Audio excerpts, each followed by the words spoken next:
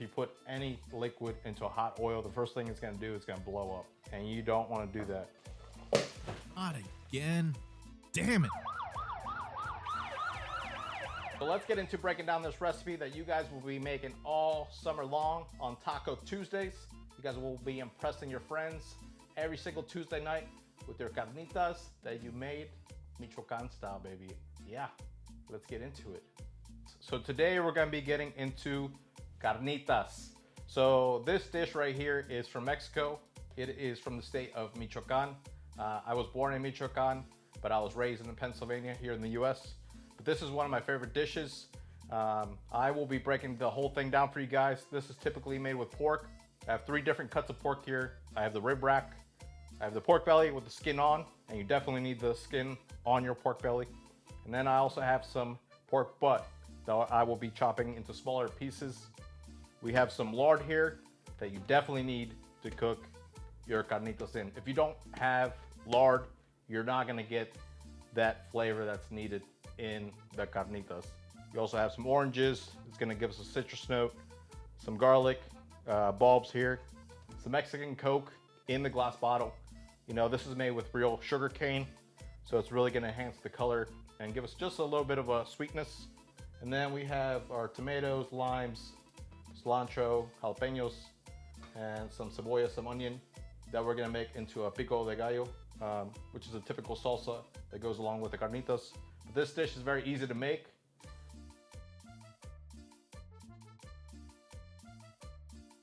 All right, so now we gotta take care of the meat. We have our 3 cuts of meat here. We have our rack of ribs, the pork belly with the skin on, and then the pork butt. So we're gonna break them down into smaller portions that we can get into our pot here, that we're gonna fry all of our pork in to get our carnitas started. So I'm just gonna break them down into smaller bits. So we're gonna start with the ribs. We're gonna cut them into 3 sections. So I'm gonna go probably 3 ribs per. It'll be a nice, good size, bite size. Well, actually, let's just go 4. Might be able to get 4 pieces into there, like that. That'll work out as we go to fry it. And then let's get into our pork belly. So the pork belly, we want the skin separate. We're gonna separate the skin from the pork belly because the skin we're gonna cook later on in the process. It's not gonna take as long to cook. It's gonna go a lot less. And what I've learned is you can take your skin and you can kind of fillet it like a fish. And you just want to cut it as you see the meat. And then we'll take our bigger knife.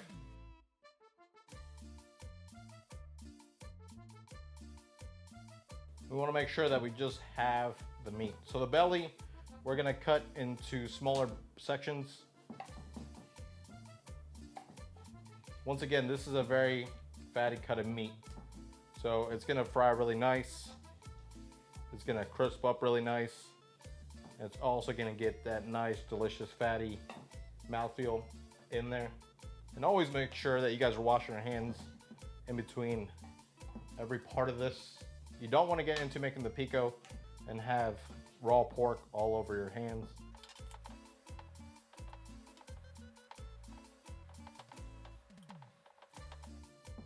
Okay, so that is our pork belly. This is our skin, as you see here. So this is gonna go in later. And this is one of my favorite parts right here is the skin. And you'll get to see in a little bit what that looks like. So we have our rib rack. We have our pork belly broken into pieces. Now we're gonna get into our pork butt. And this is a bigger piece. I'm not gonna use the whole thing for this. So some of that I'm gonna save for another time. And you just wanna, this is a bone in. So you just wanna follow the bone structure. So I'll use this part right here with the bone in. I'll use this for soup later on for another recipe. This I'm gonna use for our carnitas. You wanna cut it into smaller pieces, uniform pieces, along with everything else. So as it's cooking, you know, it's cooking evenly. One piece is not cooking faster than the other.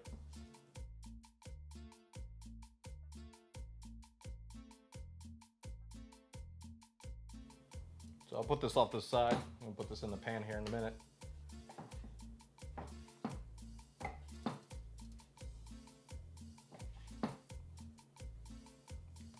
The beautiful thing about carnitas is that you can use a lot of the pork. You can use a lot of the pig when you're making carnitas. You know, I've seen pig's feet, stomach, ears.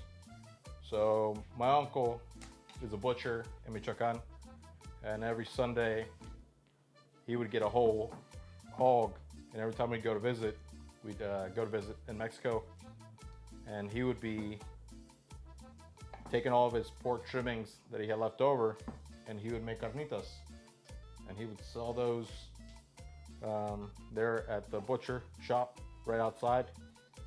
And most of the time when I was visiting, I would just be standing there eating along with my uncle. I don't think he really sold a lot of carnitas.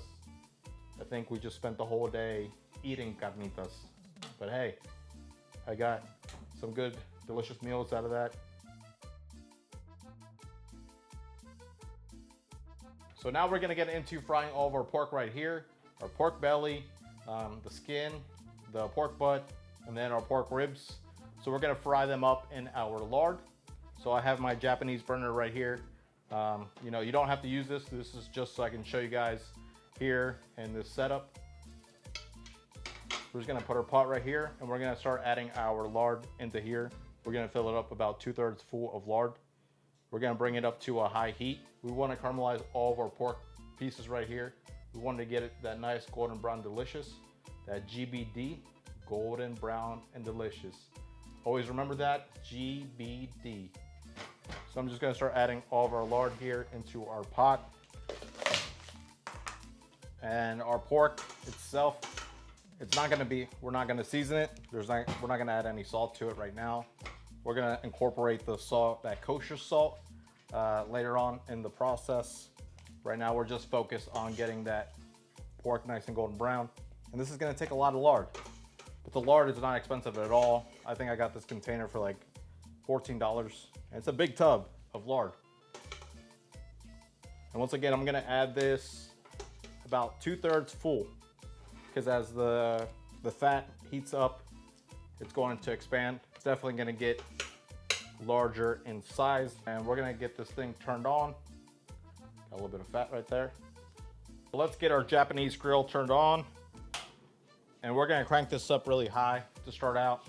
We wanna make sure that we melt our lard, and then we're gonna get to a point where it's almost smoking, and we're gonna start searing all of our pork. Little by little, we're gonna take it, sear it, put it over here on our rack. And the lard is pretty much melted all the way, pretty much already. And man, I love the smell of that lard. I just love the smell of pork in general. As you can see, I have the pork tattoo right here with all the cuts of the pork. It's one of my favorite cuts of meat, if you didn't know that already. So we're gonna be using a spider to get the smaller bits out of the pot right here. Not the spider that you're thinking about with the crawling and everywhere. This is what we're gonna use to scoop. It's called a spider. You might know it as a strainer, but us that work in restaurants call this a spider. So you don't have to be picking out little by little with these tongs. We get to use the spider, scoop out more at a time. So now that we have our fat, our lard heated up and it's melted, it's coming up to a nice frying temperature. I would say about 375 to 400 degrees Fahrenheit.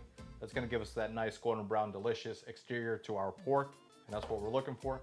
And once again, we're gonna start with our ribs first, and we're gonna throw them in here. And you'll be able to hear, I don't know if the mic is picking up the sound, but it is frying, baby. And that's what we're looking for. And once again, that's why we only filled it 2/3 of the way up, because the oil will expand. I mean the lard will expand. It's bubbling. And this is not gonna take long at all. Once again, we're just getting the outside nice and crispy. We're not looking to cook it all the way through. We're gonna do that later. Right now, we're just worried about getting a nice golden brown delicious. Damn, that smells good. And if you think it's too hot, you can always turn down a little bit. But already, it's starting to smell really good in this house. And the color of our lard is already starting to change. And you can see our pork It's getting that nice golden brown color. I'm gonna turn this back up. I'll turn it down a little bit, but I hope the mic can get it. I mean, this is another reason that I got this mic, is so you can hear the cooking sound effects as they're happening. It just adds to this whole thing. You definitely got to be able to hear the sounds. So while that is going on, I'm gonna take my skin and I'm gonna soak it in cold water. What that's gonna do is gonna help it stay nice and moist. It's not gonna dry out the skin, because if it gets too dry, when we go to put this in, when we go to fry it, it's gonna get crispy. We don't want it to get crispy. We want it to be nice and tender, and you'll see later what I mean. And you see right there, it's getting that golden brown delicious. And once again, we're not cooking it all the way through. We just want this to get nice and golden brown. And you can hear the bubbling. Once again, we're gonna do all our ribs first. That way we have more space to add our smaller bits in here. And you wanna cook this in batches. Woo! And you can hear that popping. And that's what we're talking about right there. Look at that, golden brown and delicious. We're gonna finish up all of our ribs here. Now that we're all finished, we're gonna start adding our pork belly little by little. Once again, we cut this into uniform size. Everything's about the same size, the pork belly and the pork butt, so we can get it nice and crisped up all at the same time. One's not gonna take longer than the other. And you don't wanna overcrowd the pot. Just enough so everything has room to swim and float as you're frying it. We're just par frying it, getting that outside nice and golden brown and crispy. That's gonna enhance the flavor. If we didn't sear the outside, this would not have as much flavor. We wanna make sure that we're searing it nice and golden brown. Once again, we have our spider here. We can just scoop up bits. Make sure that you get everything out here with our spider. So we're gonna do maybe 1, 2 more batches maybe. Yeah, probably be 2 more batches. Actually, I think maybe we can sneak in all one batch here. Now it's nice and hot, bubbling. Oh, it doesn't get sexier than that. Look at those bubbles. Porky bubbles.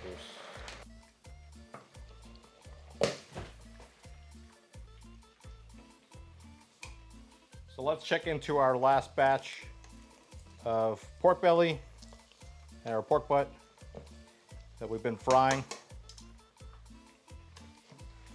Let's see how it is. Oh my God, look at that.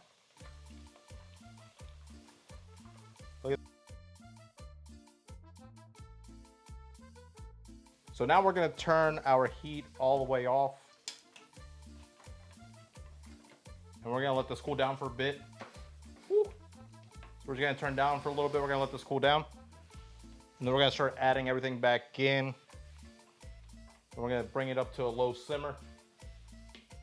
As you can see, all the grease and fat goes everywhere.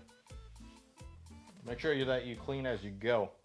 You don't wanna be left with a lot of work at the very end. So now we're gonna start adding everything that we're gonna add to the carnitas as we simmer it nice, low and slow. So we're gonna need some oranges in there. We're gonna take the juice, we're gonna squeeze it in there. That's gonna enhance the carnitas. It's gonna give us that citrus note to kind of cut through the richness and the fattiness of the carnitas, the fat in the pork. Then we're also gonna add some garlic bulbs in there. We're gonna add the whole thing. So we're just gonna take our garlic, we're just gonna cut it in half. That way we can have more surface area of the garlic. It's gonna go in our carnitas. We're gonna be adding a few bay leaves in there. And then we're gonna take our Mexican coca. We're gonna add that as well. So we're gonna take our Coke and we're gonna open it the Mexican way.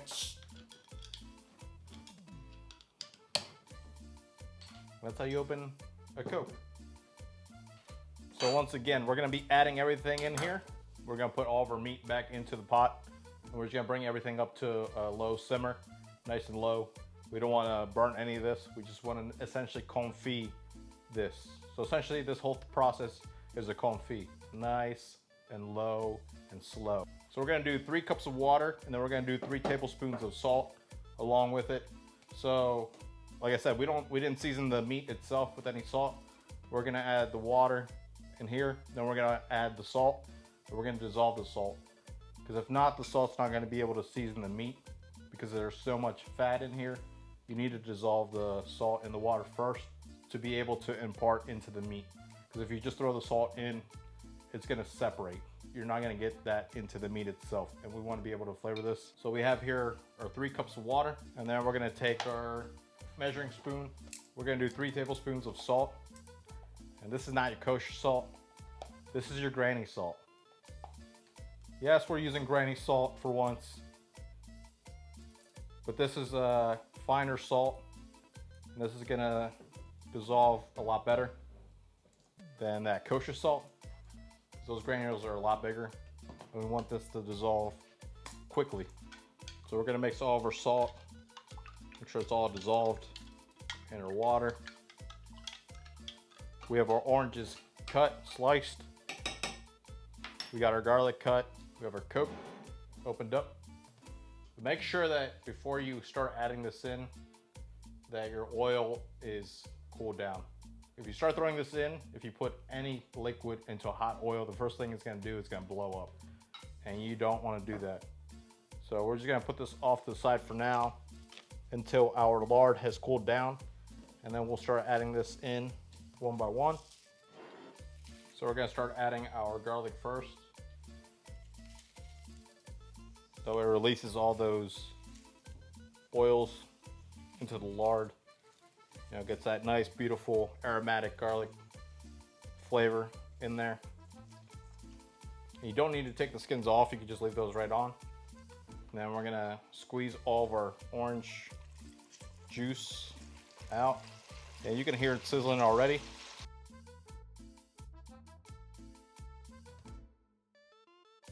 So at this point, I'm gonna start adding all of my meat back in.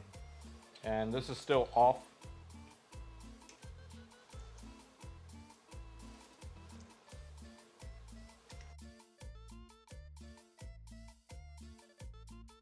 It smells so good in here.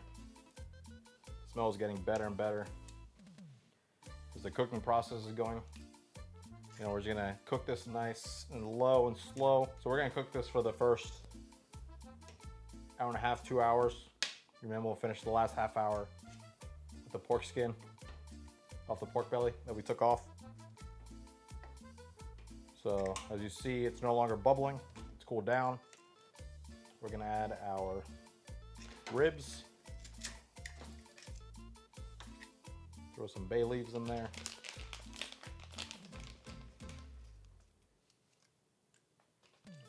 Ribs in there. Then we're gonna add our Coke. Remember, this is the Mexican Coke. This is real cane sugar. It's gonna enhance the color and the flavor. You see a little bit of bubbling going on there with the Coca-Cola. And then you're slowly gonna add your water. Enough to cover.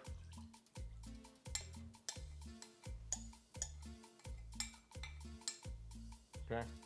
Remember, these are Michoacan style. We don't put any aromatics, no cinnamon in here. This is pretty straightforward. Orange, Coke, salt, bay leaf. It all comes down to the searing of the meat. That's it. So I'm just gonna put this over into the stove for the time being as I prep the pico.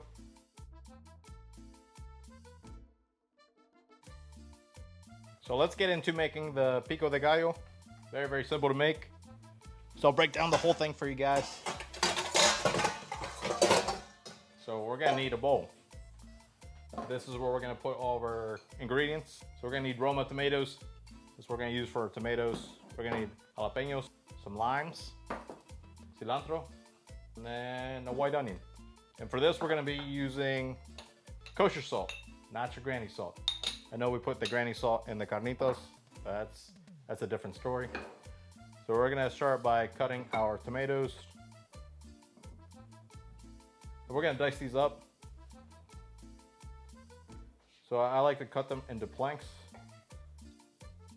Makes it easier to cut.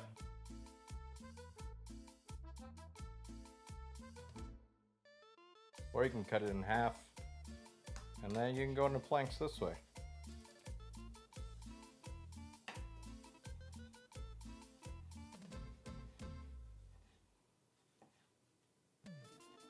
That way the tomato does not fall apart on you, and you can get a more uniform dice. Try not to waste much of your tomato and the rest of your ingredients.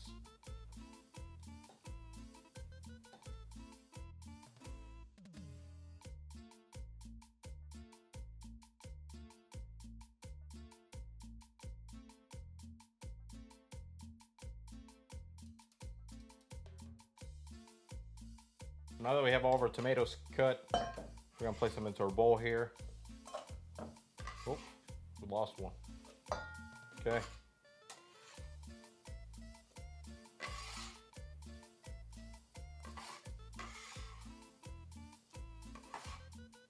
So now we're gonna peel our onion. Let's chop up our cebolla, or white onion. We're just gonna take the outer layer off of our onion, because a lot of people like to leave, like a lot of people will take the skin off and they'll leave this outer layer on, and to me that's actually not that outer layer is not edible. And this is what I'm talking about, like this piece right here. You don't want that. So we have our 6 Roma tomatoes diced up. Now we're gonna add our white onion to that. And once again, you need a sharp knife to make your life a lot easier when you're trimming these up. So you want to make sure that you don't cut into the side with the root, because that's what's holding the whole integrity of the onion together. If you cut that off, once you go cutting the onion into planks sideways, and then you go the other direction in strips, if you were to do that and you cut if you cut that part out, the onion will start falling apart before you get the opportunity to cut it real nice and dice. And any of these little pieces that are hanging over, you can just chop them right up.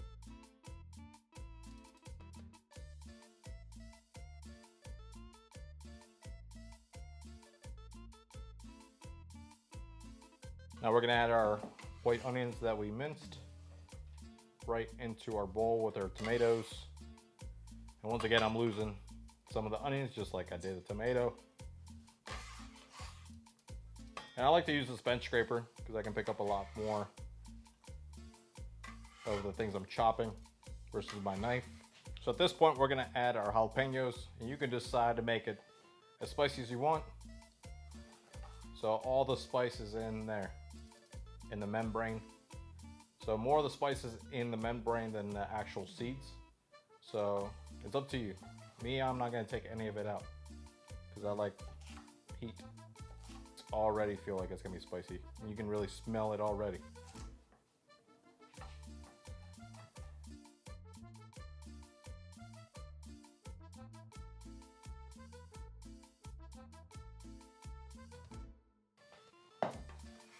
Add that to our bowl.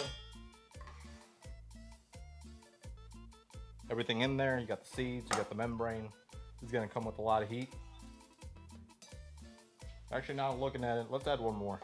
Let's add the small guy.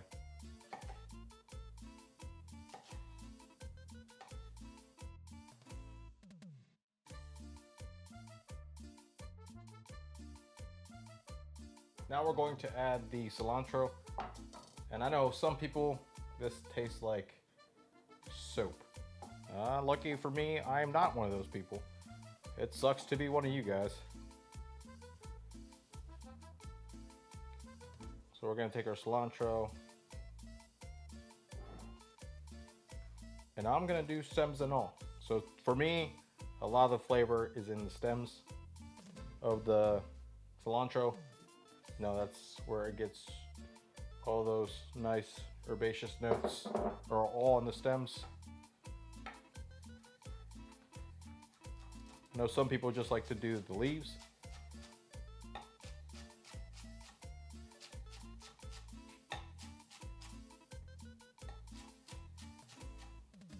Now, if I was making guacamole, I probably wouldn't use the stems, just so those pieces wouldn't be sticking in your teeth and whatnot. But we're gonna be eating these with carnitas, and I want more of a punch with the herbaceous note to cut through the richness and the fattiness of the pork that's been confit. You know, this is also gonna enhance the citrus notes coming out of the orange. All the citrus, all that orange natural oils seeping out of the skin is really going to enhance all these herbaceous notes. And you don't want to over chop it. And also the key thing with any herb is a sharp knife, because as soon as you start to bruise it, you ruin it. You know, you're not going to get that nice herb note. You want it to be nice and vibrant. You know, you don't want to smash the shit out of it. I'm sorry. So we're gonna take our cilantro and we're gonna add it to our bowl with the rest of our stuff.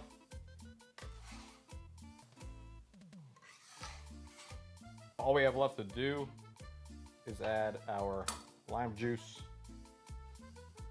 to our pico. So we're gonna add 5 limes here. And we'll save the rest for cutting up for the carnitas, so we can add to our tacos. So we're just gonna take abuelita's lime squeezer here.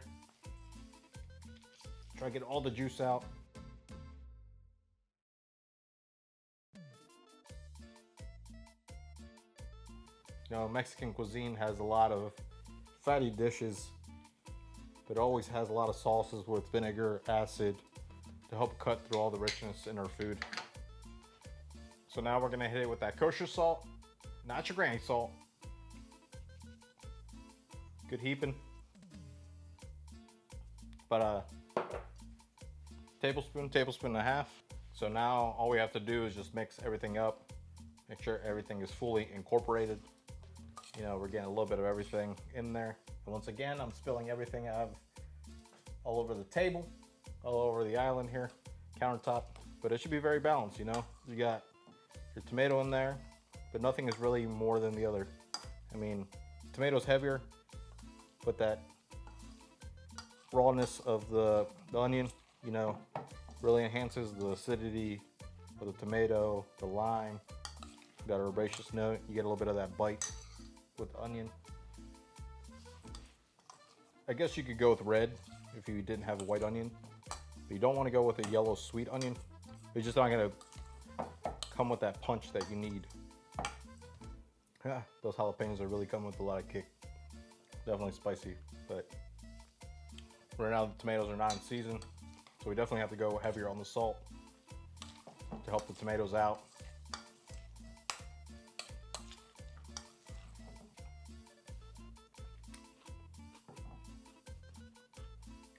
Definitely come with a lot of heat.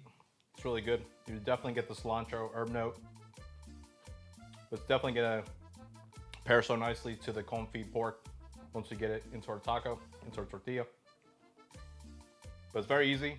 Doesn't take you a whole lot to make this. And once again, if your tomatoes are too out of season like mine are right now, just add a little bit more salt.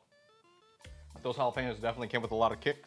It was definitely, these were great jalapenos that I picked from the store. You can kind of tell which ones are really good when you slice into them. They don't smell grassy. You can kind of, and I made the mistake, I kind of touched my forehead. I can already feel it like sweating a little bit, and you can kind of hear me kind of sniffling a little bit. But always get some that come with a little bit more heat. One, cut through the fat. The onions come with that bite.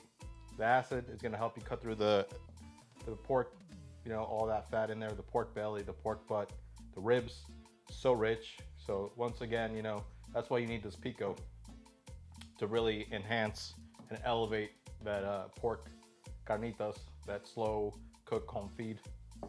So now we just gotta wait. You know, this is just a low and slow game. So I'm gonna put those back on, you know, that way you guys can see it here. And then I'm gonna add the pork skin for the last 30 to 40 minutes of the cook. Like if we were to add that right now, it would dissolve the pork skin into nothing.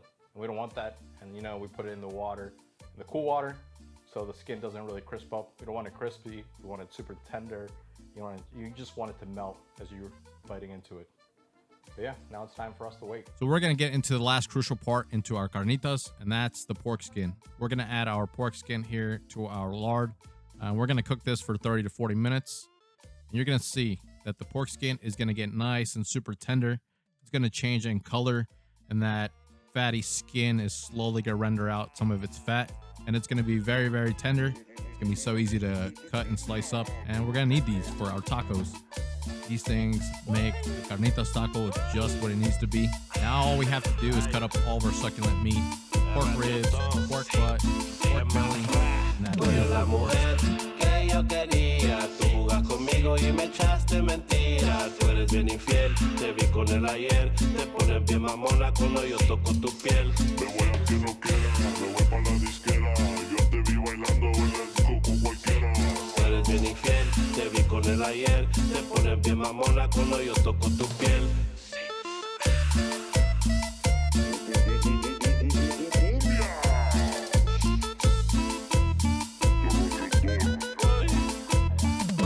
Tú no me querías, déjame vivir. Tú eres fría, que no te quiero a ti. Tú eres mala vibra, me amarga todos los días. Yo ya lloré por ti, ya me olvidé de ti. Uy.